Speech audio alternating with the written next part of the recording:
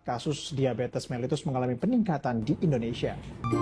Halo semuanya, perkenalkan nama saya Tiara Kizalawala dengan NIM 2533-0164-1258 dari Fakultas Ilmu Kesehatan, Prodi Farmasi Klinis Universitas Prima Indonesia. Nah, pernahkah kalian berpikir mengapa kadar gula darah yang tinggi tidak hanya menyebabkan diabetes, tetapi juga dapat merusak berbagai organ tubuh? Ternyata salah satu penyebab utamanya adalah radikal bebas yang memicu stres yang oksidatif. Lalu, bagaimana ya cara tubuh melawannya? Nah, disinilah antioksidan berperan sebagai pelindung dari sel-sel tubuh tersebut. Pada video ini, saya akan membahas hubungan antara diabetes, stres oksidatif, radikal bebas, dan bagaimana antioksidan membantu mengurangi kerusakan yang terjadi. Nah, pertama, apa itu diabetes mellitus? Diabetes mellitus adalah penyakit metabolik kronis yang ditandai dengan tingginya kadar glukosa atau kadar gula dalam darah yang disebut hiperglikemia.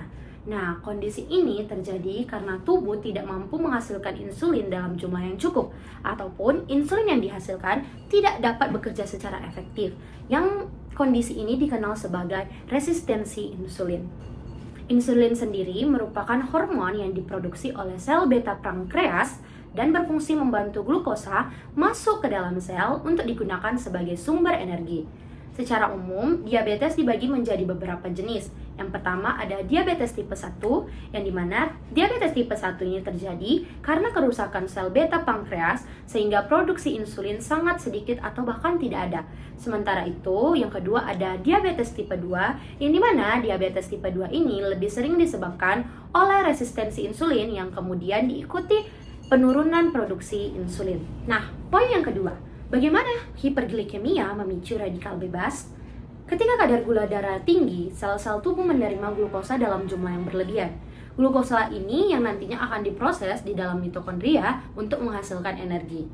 Namun, jika jumlah glukosa terlalu banyak, proses tersebut menjadi tidak seimbang, sehingga menghasilkan molekul yang disebut reactive oxygen species atau ROS, yang dikenal sebagai radikal bebas. Nah, radikal bebas sendiri adalah molekul yang sangat reaktif karena memiliki elektron yang tidak berpasangan. Untuk menjadi stabil, molekul ini akan mengambil elektron dari molekul lain di sekitarnya, seperti protein, lemak, maupun DNA. Akibatnya, molekul-molekul penting dalam tubuh kita menjadi rusak. Nah, selanjutnya, produksi ROS atau Reactive Oxygen Species ini yang berlebihan akan menyebabkan kondisi yang disebut stres oksidatif, yaitu keadaan di mana ketika jumlah radikal bebas lebih banyak dibandingkan kemampuan sistem antioksidan tubuh untuk menetralkannya. Nah, semakin lama kadar gula darah tidak terkontrol, semakin besar pula jumlah ROS yang terbentuk. Sehingga hal inilah yang nanti akan menjadi salah satu pemicu atau penyebab utama komplikasi diabetes. Nah, seperti yang saya katakan tadi, radikal bebas akan merusak tubuh. Nah, bagaimana radikal bebas dapat merusak tubuh? Jawabannya adalah, stres oksidatif memberikan dampak besar terhadap perkembangan diabetes. Pertama, radikal bebas dapat merusak sel beta pankreas. Sel beta ini memiliki kemampuan antioksidan yang relatif rendah dibandingkan sel tubuh lainnya, sehingga lebih rentan terhadap serangan ROS. Kerusakan ini menyebabkan produksi insulin dalam tubuh ini akan semakin menurun. Kedua, radikal bebas juga memperparah resistensi insulin. ROS juga mengganggu jalur sinyal insulin sehingga sel-sel tubuh ini menjadi kurang responsif terhadap insulin. Akibatnya, glukosa akan tetap berada di dalam darah dan kadar gula semakin meningkat. Selain itu, radikal bebas juga merusak lapisan pembuluh darah, mempercepat peradangan, dan meningkatkan resiko komplikasi seperti penyakit jantung, stroke, kerusakan ginjal, neuropati diabetik, serta retinopati diabetik yang dapat menyebabkan gangguan penglihatan. Dengan kata lain, semakin tinggi kadar gula dalam darah, semakin banyak juga radikal bebas yang akan terbentuk, dan semakin besar pula resiko kerusakan yang terjadi. Nah, lalu bagaimana ya cara tubuh dapat melawan radikal bebas tersebut? Jawabannya adalah antioksidan. Nah, apa itu antioksidan?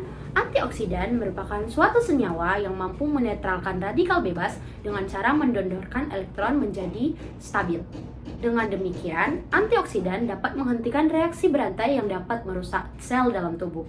Nah, teman-teman, sebenarnya tubuh memiliki sistem antioksidan alami atau antioksidan endogen seperti enzim-enzim catalase, glutathione peroksidase, dan ada superoksid dismutase. Nah, ketiga enzim inilah yang akan bekerja sama mengubah radikal bebas menjadi senyawa yang lebih aman bagi tubuh. Nah, selain itu, tubuh juga dapat memperoleh antioksidan dari luar atau antioksidan eksogen melalui makanan dan minuman yang masuk ke dalam tubuh. Nah, teman-teman, walaupun antioksidan tidak dapat menyembuhkan penyakit diabetes secara langsung, tapi keberadaannya dapat membantu mengurangi stres oksidatif, melindungi sel beta pankreas, dan memperbaiki fungsi pembuluh darah. Dan selain itu, antioksidan dapat mendukung kerja insulin sehingga pengendalian gula dalam darah menjadi lebih baik apabila disertai pola hidup yang sehat dan terapi medis yang tepat. Seperti yang saya katakan sebelumnya, kita dapat memperoleh antioksidan ini dari berbagai sumber makanan, yaitu ada vitamin C yang bisa kita temukan pada jeruk, stroberi, kiwi, dan jambu biji. Ada juga vitamin E yang dimana terdapat pada kacang-kacangan, biji-bijian, serta minyak nabati. Nah, beta karotin juga banyak terdapat pada wortel, labu, dan ubi yang berwarna orange. Selain itu, polifenol dan flavonoid dapat kita temukan pada teh hijau, kakao, anggur, buah beri, pada kunyit, pada kayu manis, serta berbagai sayuran dan buah-buahan yang berwarna cerah. Nah, berbagai penelitian juga menunjukkan bahwa pola makan yang baik atau pola makan yang kaya antioksidan dapat membantu mengurangi stres oksidatif yang berlebihan, sehingga dapat memperbaiki sensitivitas insulin dan menurunkan resiko komplikasi diabetes. Nah, ingatlah, menjaga kadar gula darah tetap terkendali sejak dini adalah langkah terbaik untuk mencegah komplikasi diabetes di masa depan. Terima kasih telah menonton, semoga video ini dapat bermanfaat dan menambah wawasan kita semua. Saya Tireke Jalaula, pamit undur diri. Terima kasih.